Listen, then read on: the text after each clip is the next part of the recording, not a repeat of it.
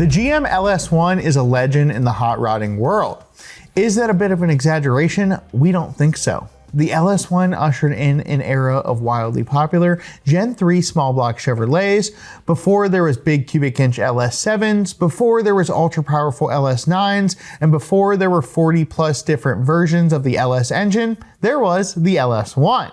This is the engine that started the LS craze and the LS swap craze. Many crate motors are available and the engines are plentiful in vehicles and in junkyards. That means the LS1 is a very swappable engine. Whether you're swapping an LS1 into your existing vehicle or just looking to upgrade your current LS1, here's our roadmap to adding performance with parts that are affordable to the more exotic. But before we get started, be sure to subscribe to our YouTube channel and ring that notification bell so you don't miss out on any of our latest content. Now, the bottom line is that you can push an LS1 to beyond 850 horsepower with upgraded internals. But we'll start our roadmap to performance like we always do, with affordable bolt-ons. On a stock LS1, you can improve performance and fuel economy with a cold air intake kit, headers, and an aftermarket exhaust system. You know, the usual suspects. We'd recommend you start with a tune though. A good tune can deliver significant horsepower gains on a stock engine. If you have an LS1, upgrading to an LS6 intake is inexpensive and popular. The throttle body diameters on these intakes are nearly identical. You can choose to go with an aftermarket intake as well, which can produce strong gains with a 90mm throttle body, commonly referred to as an LS2 throttle body, and short runner intakes are better for 5,500 RPMs and up. Long runner intakes make more power through the entire range and are generally better for cars with stock gearing and a mild converter. When changing intakes, take notes on the throttle bodies and the number of bolt holes that the mounting flange has. The LS1 and LS6 throttle bodies were both 78mm and had a 3-bolt mounting flange. Aftermarket manifolds usually have a 4-bolt flange. If hood clearance isn't an issue, tunnel rams produce big gains at 6,000 RPMs plus, and single plane intakes don't make as much torque or power as the tunnel rams do, but for engines turning more than 5,500 RPMs and are subject to nitrous backfires or heavy abuse, this begins to make more sense. As with any engine swap, you'll need to pay attention to your new power plant's fueling needs. The standard 28-pound injectors only support about 390 horsepower at a 90% duty cycle. Upgrading to larger injectors is required if you're planning on more power down the road. Same goes for your factory fuel pump. The factory pump becomes a limitation around 450 horsepower. Keep in mind that tuning will be required to properly adjust the fuel and ignition systems. The LS1 heads were good, but the LS6 heads are better. Both respond well to custom machine work, and porting the factory heads can yield over 320 CFMs. And without modifying the intake manifold, the LS1 heads can be milled to a 62mm chamber volume. This will create up to an 11.5 to 1 compression ratio, which is fantastic for pump gas.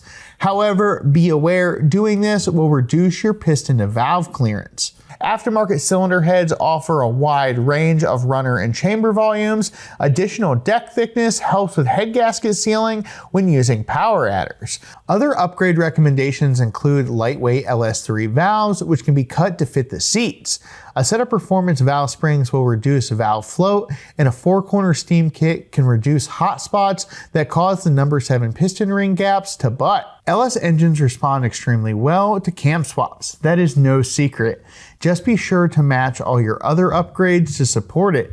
This just isn't valve springs and rockers. This includes intake, heads, exhaust, torque converter, rear end gears, and other components. The trunnion bearings in the stock rockers are another known weak point. Retrofit trunnion kits can fix this.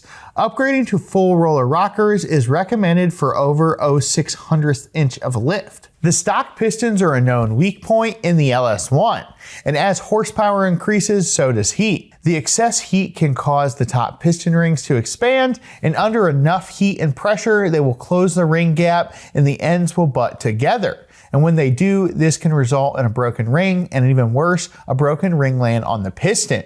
Broken ringlands can happen with a little as 450 horsepower in a road racing, high abuse application, or with 600 horsepower in a drag racing application.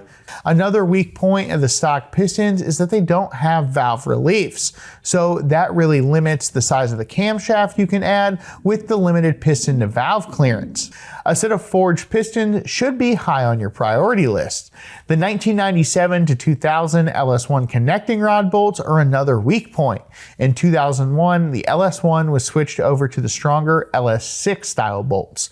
Rods with the 2001 and up bolts are good to about 500 horsepower and 7,000 RPMs naturally aspirated, while in a power adder application, 700 horsepower can be achieved if you limit the RPM to about 6,500. Forged connecting rods are another popular upgrade. Although the stock crankshaft is built to handle about 900 horsepower and 7,000 RPMs, a forged crankshaft upgrade will add strength and durability to the bottom end. And if you're already upgrading the pistons and rods, it's not a bad idea to upgrade the crankshaft while you're there. The 97 to 98 LS1 blocks had thin cylinder sleeves.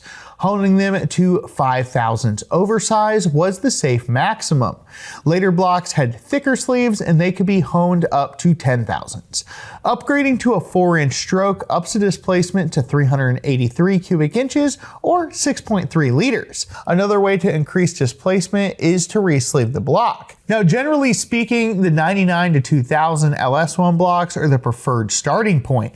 It has solid main webbings and a better oiling setup. The earlier blocks, like the 97 to 98 LS1 blocks, do have solid main webbings as well, but the oiling system is not as good. So guys, those are our recommendations for an LS1 base to build. If you have any questions, make sure to drop them in the comments. And until next time, I'm Justin with Summit Racing, and the golden question is, what are you building?